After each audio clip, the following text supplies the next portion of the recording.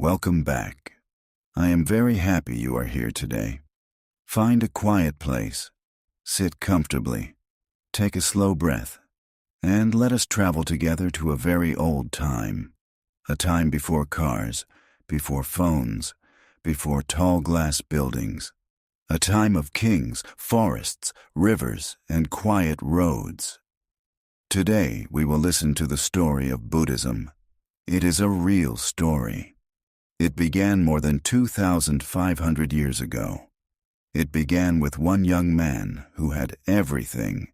A beautiful home, fine clothes, good food, safety, comfort, and a future full of power. But deep inside, he had a question, a very simple question. Why do people suffer? His name was Siddhartha Gautama. Later, people called him the Buddha. The word Buddha means the awakened one. But at the beginning, he was not the Buddha. He was only a child born into a rich family, a child who opened his eyes in a small place near the Himalaya mountains, in the land that is now close to Nepal and northern India. Siddhartha was born into the Shakya clan. His father was an important leader. Some stories call him a king. His mother was Queen Maya. Ancient stories say that before Siddhartha was born, his mother had a special dream. She dreamed of a white elephant. In that time and place, people saw this as a sign. They believed the baby would not be ordinary. When Siddhartha was born, his family was full of hope. Wise men came to see the child. They looked at him carefully. They said he could have two possible futures. He could become a great ruler, a powerful leader of people, or he could become a great spiritual teacher, a guide for the world. Siddhartha's father heard this and felt afraid. He wanted his son to become a ruler. He did not want his son to leave the palace and become a holy man. So he made a plan. He decided to keep Siddhartha inside a world of comfort. No sadness, no sickness, no pain, no hard questions, only beauty, only music, only pleasure. And so Siddhartha grew up in a protected life. He lived in a fine home. He wore soft clothes. He ate good food. Musicians played for him. Servants helped him. Gardens were kept beautiful for him. He learned skills that a young nobleman needed. He learned to ride horses. He learned to speak with confidence. He learned to act with grace. But a golden wall is still a wall. Siddhartha was safe, but he did not know the real world. He saw flowers, but not sickness. He saw young people, but not old age. He heard music, but not crying. His father wanted to protect him, but life cannot stay hidden forever. When Siddhartha became a young man, he married a woman named Yasodhara. She was kind and noble. Later, they had a son named Rahula. To many people, Siddhartha's life looked perfect. He had a family, he had wealth, he had honor. He had a safe future. But inside his heart, something was not quiet. One day, Siddhartha wanted to leave the palace and see the world outside. His father tried to make the road beautiful for him. He wanted Siddhartha to see only happy people. But the real world was too wide to hide. And on that journey, Siddhartha saw something that changed his life. He saw an old man. The old man's body was weak. His back was bent. His steps were slow. Siddhartha had never seen old age before. He looked at the man and asked his driver, "What is this?" The driver answered gently, "This is old age. Everyone grows old if they live long enough." Siddhartha was silent. Everyone grows old. His father, his wife, his friends, his son, even he himself.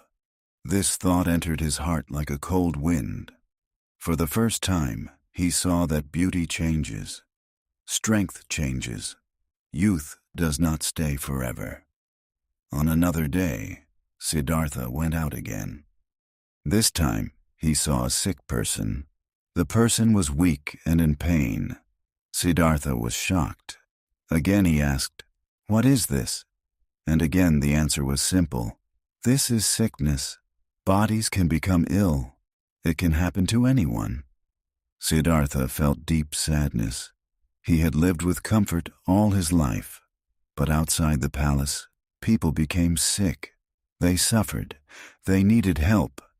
He began to understand that pain was not far away. It was part of human life. On another journey, Siddhartha saw a dead body. People were carrying it with quiet faces. Some were crying.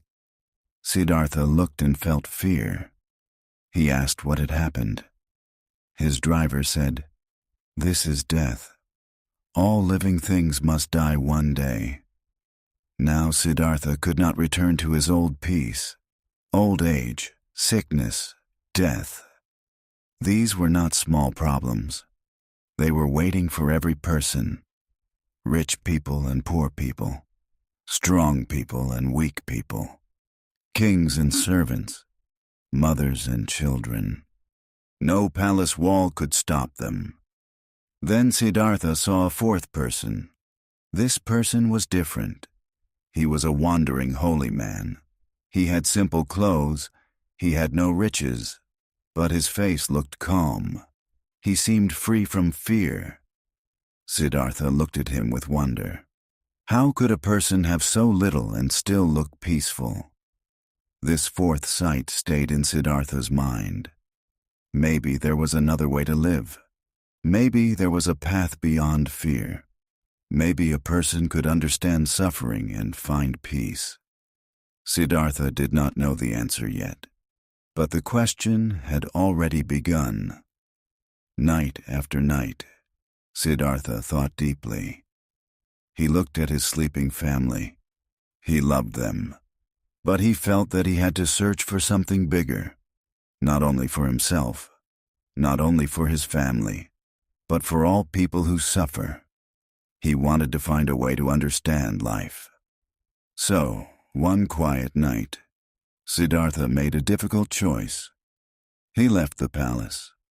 He left his fine clothes. He left his jewels. He left the life people expected him to live. He cut his hair. He put on simple clothes, and he began his long search for truth. This was not an easy choice. It was full of pain. He was not running away from life. He was walking toward the deepest questions of life. Why do people suffer? Can suffering end? How can a person live with wisdom, kindness, and peace? Siddhartha walked through forests and villages. He met teachers. He learned meditation. He listened carefully. He practiced with great effort. He wanted to understand the mind. He wanted to understand desire. He wanted to understand fear. For a time, he followed very strict teachers. These teachers believed that the body must be denied almost everything. Very little food, very little comfort, long hours in hard practice. Siddhartha tried this way with great seriousness. He ate almost nothing. His body became thin and weak. His strength nearly disappeared. People who saw him may have thought he was close to holiness, but Siddhartha knew the truth inside himself. Pain alone did not bring wisdom. Hunger alone did not bring peace. A weak body could not help a clear mind. He had left a life of too much pleasure, but now he saw that a life of too much pain was not the answer either. One day, Siddhartha sat near a river. He was very weak. A young woman named Sujata saw him. She thought he needed help. She gave him a bowl of milk rice, a simple meal, warm, soft, kind. Siddhartha accepted it. He ate. His strength slowly returned. Some of his companions were disappointed. They thought he had stopped his search. But Siddhartha understood something very important. The true path was not a life of luxury, and it was not a life of needless suffering. The true path was in the middle. Later, this became known as the middle way. The middle way was simple, but deep. Not too much, not too little, not sleeping through life in comfort, not hurting the body in the name of truth, a balanced life, a clear mind, a kind heart. This idea became one of the most important ideas in Buddhism. With new strength, Siddhartha walked to a place now called Bodh Gaya. There, he sat under a fig tree. Today, people call it the Bodhi tree. Bodhi means awakening. Siddhartha sat down and made a quiet promise. He would not leave until he understood the truth. The night was long. The air was still. Siddhartha watched his own mind. He saw memories, desires, fears, hopes, questions. He did not run from them. He did not hold them tightly. He watched them come and go, like clouds in the sky. Ancient stories say that Mara came to him that night. Mara represents fear, desire, and confusion. Mara tried to disturb Siddhartha. He showed him danger. He showed him temptation. He showed him doubt. But Siddhartha stayed calm. He touched the earth with his hand. It was as if he said, "The earth is my witness." Through the night, Siddhartha's mind became clearer and clearer. He saw that life changes all the time. He saw that holding too tightly brings suffering. He saw that kindness and wisdom can free the heart. And when the morning star appeared in the sky, Siddhartha awakened. He was no longer only Siddhartha Gautama. He was the Buddha, the awakened one. He had found a path, not a path of blind belief, not a path of fear, but a path of seeing clearly, living kindly, and training the mind. For some time, the Buddha stayed near the tree. He was quiet. He had discovered something very deep, but how could he explain it to others? Would people understand? Would they listen? The truth was simple, but not easy. People often want easy answers. But the Buddha had found a path that needed practice. At last, he decided to teach. He walked to a place called Sarnath. There, he found 5 men who had practiced with him before. At first, they did not want to listen. They thought he had given up when he accepted food. But when they saw him, they felt something different. He was calm, steady, bright in a quiet way. There in Sarnath, the Buddha gave his first teaching. This teaching is often called the turning of the wheel of Dharma. Dharma means the teaching, the truth, or the way. In that first teaching, he explained the 4 noble truths. The first truth was this: life includes suffering. This does not mean life is only pain. Life also has joy, love, beauty, and friendship. But every life also has change, loss, fear, and disappointment. The Buddha asked people not to hide from this truth. He asked them to look at it gently and honestly. The second truth was this: suffering has causes. We suffer when we cling too tightly. We want things to stay the same. We want pleasure to last forever. We want people in life to follow our wishes. But life changes. And when we fight change, the heart becomes troubled. The third truth was this: suffering can become less. Freedom is possible. Peace is possible. The heart can learn to let go, not with coldness, not without love, but with wisdom, with understanding, with a soft and open mind. The fourth truth was this: there is a path to peace. The Buddha called it the Eightfold Path. It includes right understanding, right thought, right speech, right action, right work, right effort, right mindfulness, and right concentration. These words may sound serious, but the meaning is close to daily life. Speak with care, act with kindness, choose work that does not harm, train your mind, pay attention, try again when you make mistakes. Walk step by step. This is the path. The 5 men listened. Something opened in them. They became the Buddha's first followers. This was the beginning of the Sangha. The Sangha is the community of people who follow the path. At first, it was small. Just a few people sitting together, listening, practicing, and learning. But small beginnings can change the world. The Buddha did not build a kingdom. He did not carry a sword. He did not force people to believe him. He walked from place to place. He taught in simple words. He spoke to kings and farmers, merchants and workers, rich people and poor people, men and women, old people and young people. He told people to test his words in their own lives. Do not believe something only because it is old. Do not believe something only because a teacher says it. Look carefully. Practice. See what brings kindness. See what brings wisdom. See what brings peace. This was one reason his teaching was powerful. It was practical. It spoke to ordinary human pain. A person who was angry could learn patience. A person who was afraid could learn calm breathing. A person who was selfish could practice generosity.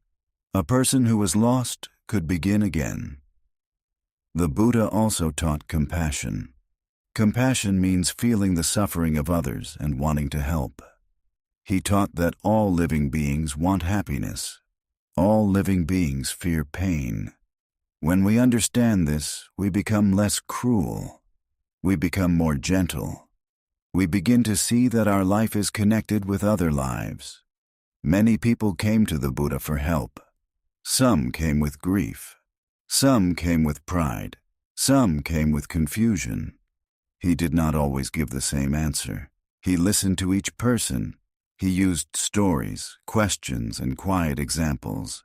He helped people see for themselves. One famous story tells of a mother who lost her child.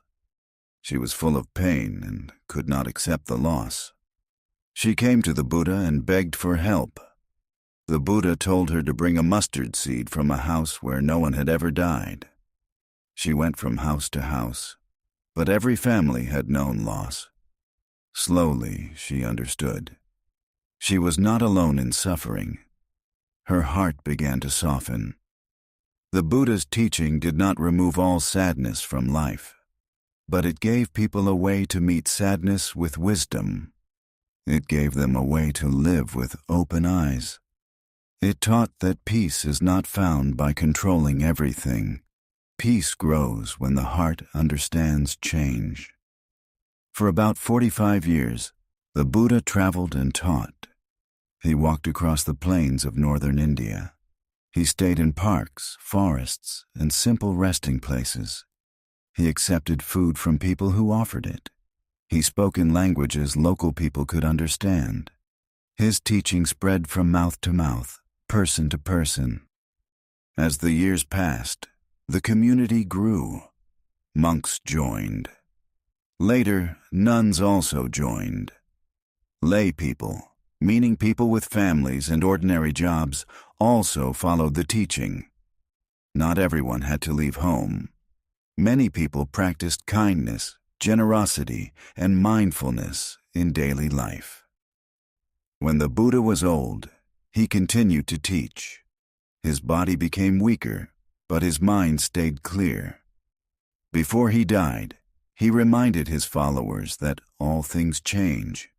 He told them to be a light for themselves, to practice carefully, to keep walking the path. After the Buddha's death, his followers remembered his words. At first, they did not write them down. They spoke them aloud. Groups of monks repeated the teachings together so they would not be forgotten. This oral tradition helped keep the teaching alive. Slowly, Buddhism spread beyond the small places where it began. It moved through northern India. It reached towns, cities, and trade roads. Monks traveled. Merchants traveled. Ideas traveled with them. A teaching that began under a tree started to move across Asia. A very important moment came many years later with Emperor Ashoka. Ashoka ruled a large empire in India in the 3rd century before Christ. Early in his rule, he saw the pain caused by war. This changed him deeply. He began to support a life of moral action, kindness, and care for people and animals. Ashoka supported Buddhism and helped it spread. He sent messengers and teachers to different places. He had messages carved on stone pillars. These messages encouraged respect, self-control, and compassion. Because of this, Buddhism moved farther than before. It reached Sri Lanka and, over time, many other parts of Asia. Centuries passed. Buddhism traveled along roads, across mountains, and over seas. It reached Central Asia, China, Korea, Japan, Tibet, Myanmar, Thailand, Cambodia, Laos, Vietnam, and many more places. In each place, people learned the teaching in their own language and culture. This is why Buddhism has many forms today. Some temples are quiet and simple. Some are full of bright colors and music. Some people chant. Some people meditate in silence. Some study old texts. Some focus on kindness in daily life.